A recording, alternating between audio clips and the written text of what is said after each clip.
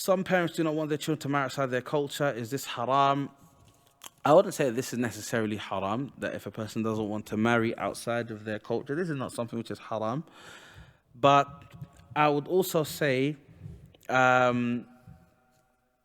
a double-edged sword, because you have to, I would say, with regards to the marriage outside of your culture, you have to deal with someone in accordance to their deen. So if you have a daughter who wants to marry a sister outside of her culture, outside of their ethnicity, then on Islamic grounds, there's nothing wrong with that.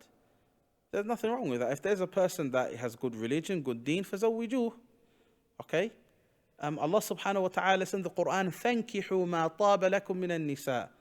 Marry مَا طَابَ لَكُم مِّنَ النِّسَاءِ. All the women that are pleasing to you, that are good, that you find to be good, marry them.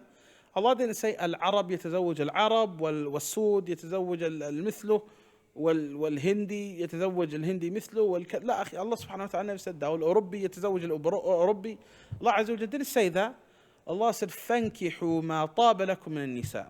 Marry that from the nisa which that you find delightful to yourselves.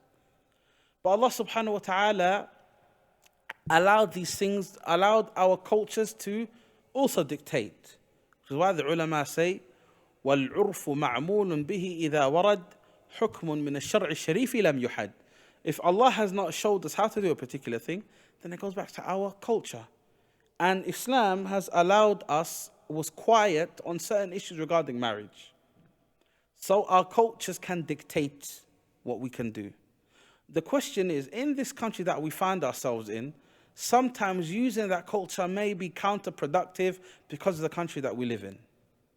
So if you have a sister or a brother, they want to marry a particular person. If you say no, you know that you could create more problems and she'll commit zina with this boy.